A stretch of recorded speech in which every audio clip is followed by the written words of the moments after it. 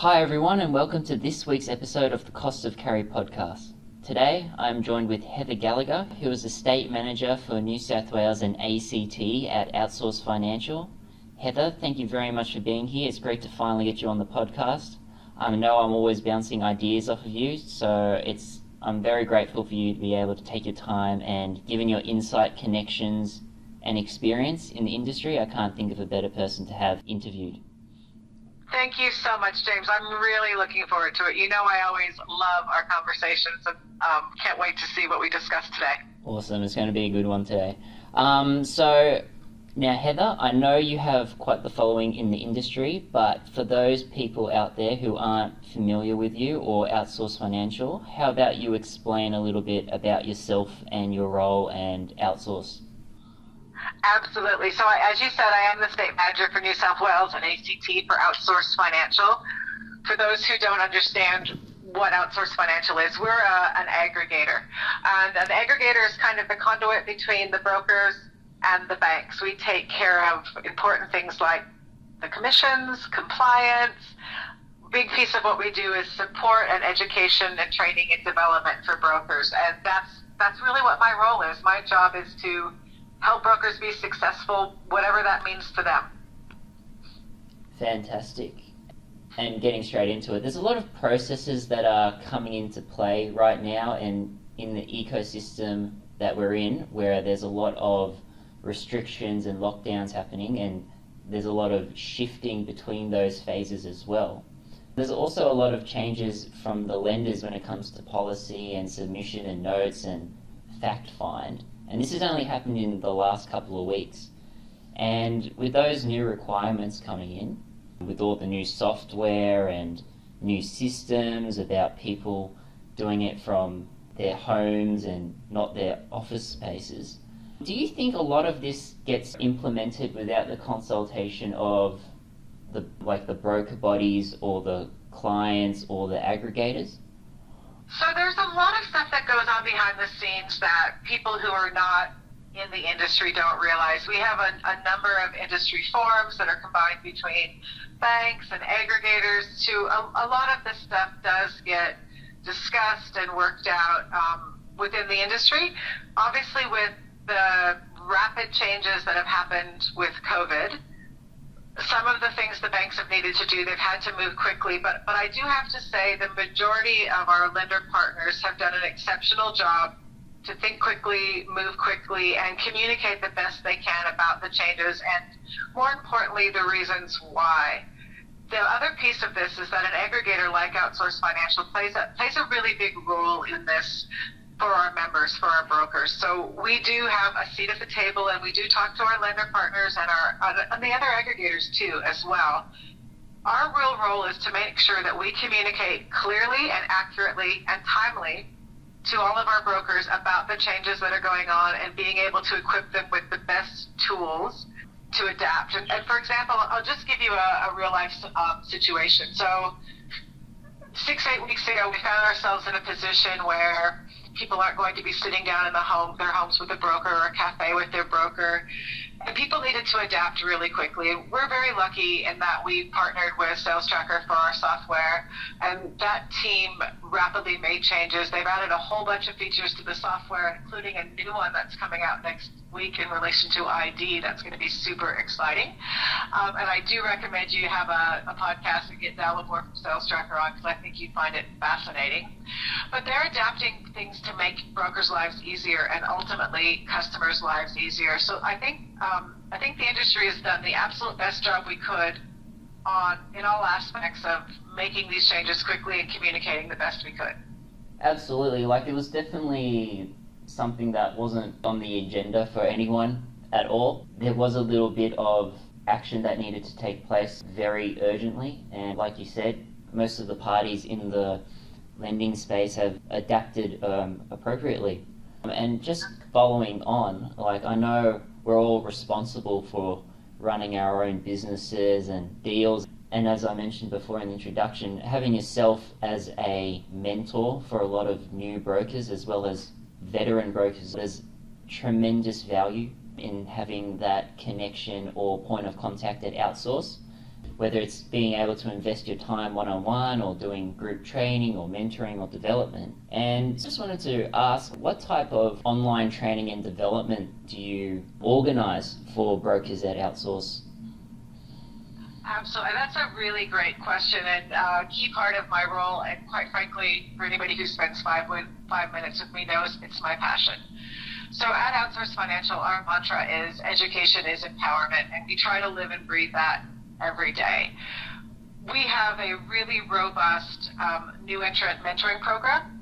When you become a new broker, you are required to be mentored for the first 2 years of your career. And every aggregator and broker does this differently, but we believe in providing very clear, focused, structured mentoring to our new entrants because we believe that gives them the best chance for success.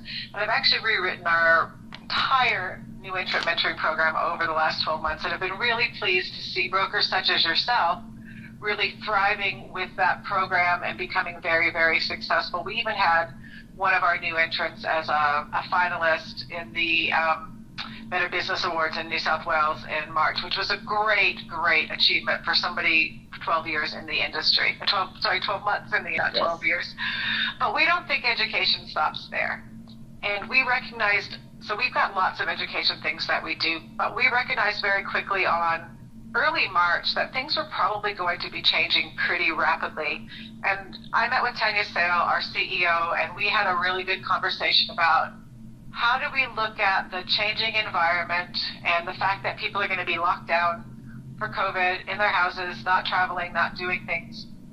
How do we turn this into an opportunity? And so we launched a learning festival and had kind of 3 pillars to it. It was all online, all mostly conducted by either Zoom or GoToWebinar, live sessions, but different topics. And we really broke it down into 3 things. So we had the technical skills like our software training and enhanced features and that, and really learning how to use it, and things like compliance. We also had something that I've been doing virtually anyway, which is called Bring Your Own Cup Up. It's a virtual coffee meeting. Brokers would know they get invited to coffee clusters, 2 or 3 lenders. We just took that onto the online. The other thing, which is the piece I think has been most valuable for our members, is the lender learnings.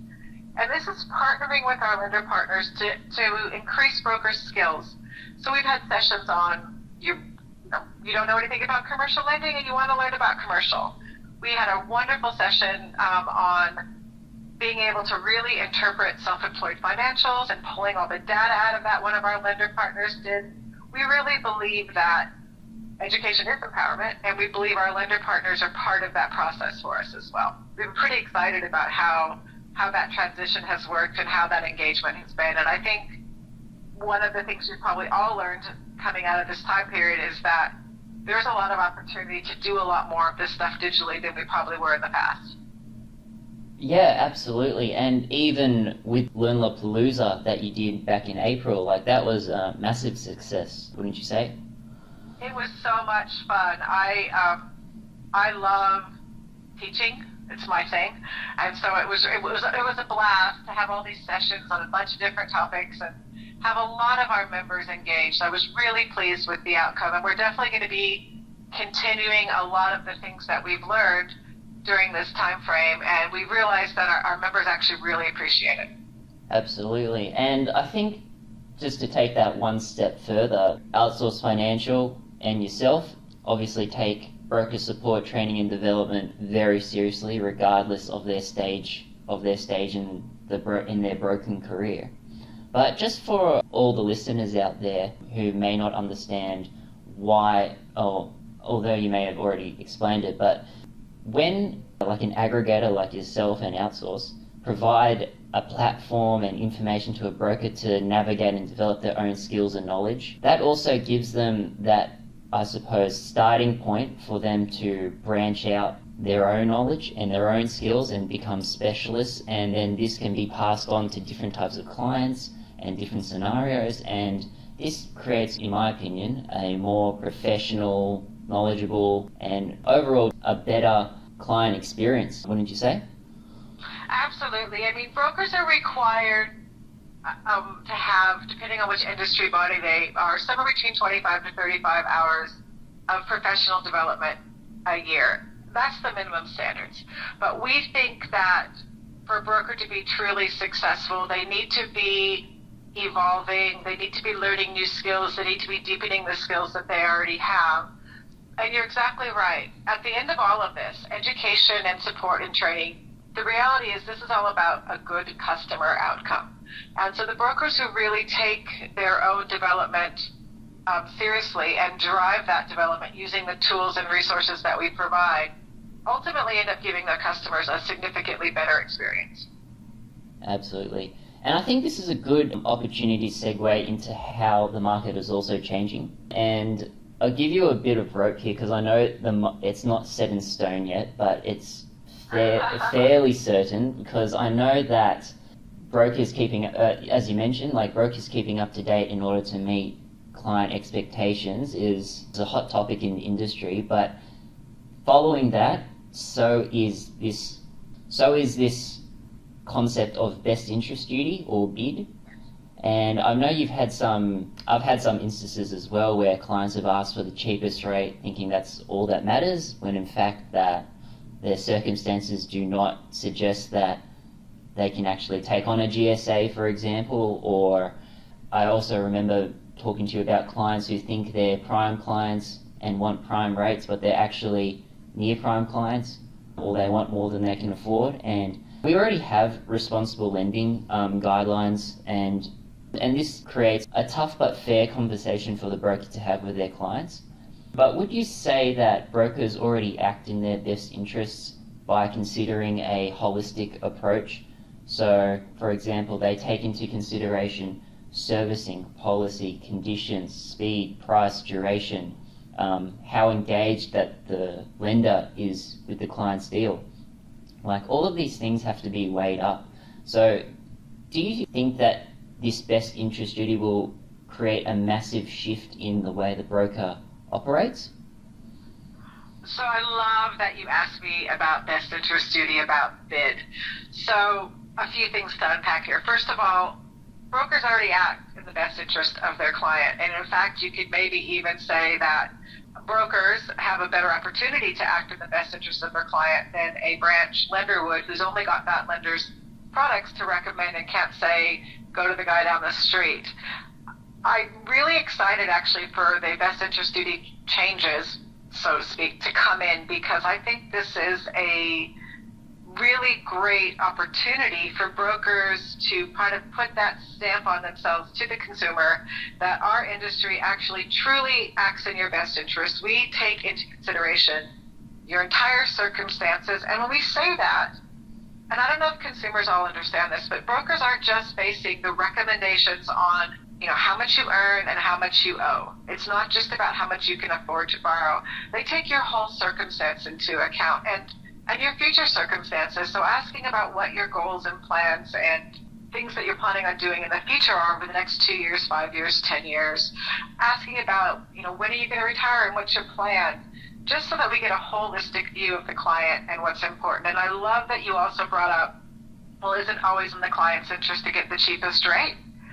The answer is yes, but brokers who work with me know that if anybody ever asks me who has the best rate, my answer is, I don't know, tell me about the client and what's important to them. So I'll give you a couple of concrete examples. So say, for example, that you had a client who said to you, I made an offer on a property, it was off the plan 2 years ago, and now it's complete and I have to settle in 3.5 weeks. Yes, the client would like the best rate you can get them, but the broker's going to have to also weigh up, can the bank they pick deliver in that very short time frame? And so for that client, finding somebody who can deliver in 3.5 weeks is probably far more important than getting that absolutely cheapest rate that starts with a 2. Because if that bank can't deliver the time frame, the client could potentially lose the property or be up for, you know, penalty interest. Another example would be a client like I know that you would have, James. So a client with very complex business structuring with multiple entities, and it's really complicated, and the path of least resistance to get the lending might actually be to go down a path where we're looking at some alternative documentation form, an accountant's letter and bank statements or something for one of the entities. The ease and process of that might actually be more important to the client than the cheapest rate. And so while people think best interest duty always has to be about the rate, it actually doesn't. It's about what's the best interest for the client, and then of course always the best rate you can get them for their circumstances. Exactly right, and totally agree. That's, yeah, like you've mentioned, that's something that I have experienced where clients have certain expectations of what they can see after, watching, seeing an ad on TV or in the magazines, but in reality, when you look at that whole group structure, it's just not possible. And I think on that point, and you mentioned this earlier at the beginning, when borrowers and customers who like banking with the same bank because it's easy and straightforward and they've developed that relationship and they go direct to their bank rather than to their broker, the issue that some borrowers may face is that the bank can't offer the same best interest that a broker can, if that makes sense. So the bank can only really offer their products. They can't offer what someone else down the road is also offering. And given that most institutions deal in the model where they also have that broker channel or that third party, and with almost 60% of all new loans coming through brokers and third parties, would you say that the role and significance of the mortgage and finance broker is still important? Like, that should still be the first point of contact when someone's considering credit or a loan? Oh, absolutely. So now more than ever, the role that a broker can play for a customer can't be understated enough how important. I mean, it's so important. The broker can look at the whole circumstances like we spoke about before, and then they have choices. So for example, at Outsource Financial, for our broker members, we have like 60-something lenders on our panel, and that's going to be all the banks you've heard of and the second-tier lenders. But that's everything from, asset finance to unsecured cash flow lending to business lending to big commercial stuff to even private funders for those solutions that we need. And so a broker has this giant suite of tools and options and opportunities for a client that they're never going to get by going to one financial institution. The other thing the broker has, besides access to those products, is the broker actually also has access to the experts at those banks. And so the bank BDMs and relationship managers, the role they play in helping brokers be successful is really key. So our lender partners, even if they have a branch network, we're actually not in conflict with each other because we have those experts at the banks whose role it is, actually just like mine, is to help brokers be successful. And just on that point, how does that relationship between, say, an aggregator like Outsource look with another lender? Like, the broker has the relationship with the aggregator and the lender's on the panel of the aggregator. So how does Outsource kind of intermediate the relationship between the broker and the lender as well? Absolutely. So you can almost think of us as three parts of a triangle, and each piece is equally important. So I could actually not be successful at my job without really good relationships with the bankers, the BDMs, the relationship managers, state managers, at the aggregators. We're all in this together. And so that's another, we don't call them our lenders, they're our partners. And just as our brokers are, we're all business partners in all kind of striving for the customer outcome, really. The places that I see it the most successful is where the BDMs are really proactive and very engaged, both with the broker and with the aggregator. And we are so lucky at Outsource, and this is nationwide, not just in New South Wales, but that we have really great lender business partners that we get to work with who, they'll answer your email at 10 o'clock at night. They'll pick up the phone at 7:30 in the morning if you need something urgently. They're all about getting a success for the customer at the end of it. And so, we couldn't do it without them. That's fantastic, and I'm really glad that I managed to get in touch with you and Outsource Financial, because I know, even from what I've experienced in the last 10 months, like, this has been a massive learning curve, and I'm glad that I've had someone like yourself being able to guide me in the right places. And I know with the new to industry mentoring program that we did at the end of last year, that was also helped not only for me, but to also understand how other new brokers are dealing with difficulties that they may also be experiencing. So it's really a fantastic thing that Outsource is doing. Thanks so much, James. And look, as you know, and anybody who knows me, the education stuff is what gets me up in the morning and keeps me going. And it really is the new members, especially, who I love seeing you guys learn and your careers take off and you start to settle loans and have really good relationships with your clients. And I love to watch our existing members who, Outsource was 10 years old on the 1st of April this year. And I love to see the members who've been with us since the very beginning still really engaged and passionate about learning and ultimately helping their customers as well. Amazing stuff. And Heather, before we go, is there anything else that you would like to let the listeners know that you or Outsource Financial have going on? I think one of the things that's really important for everybody to know is that if you are looking for finance, if you're looking to make any financial decisions, please talk to your mortgage broker. And if you don't have one, James is available. But find somebody that you trust and that you can have a relationship with from a consumer point of view, because you really do need to have that person, and you need to get them early to make sure that before you start making decisions, you've got an idea of what you can actually do. Yes, planning and strategy is probably the best thing that any potential borrower could have in this current market. So, no, thank you very much, Heather. That's fantastic. Thank you very much for your time. Definitely covered some good speaking points today and raised some interesting discussion points as well. I hope you have a fantastic day, and we'll be in touch soon. Thank you so much for having me, James. I've loved this, and really good luck to you on this series because I'm finding it fascinating to listen to. Have a great day.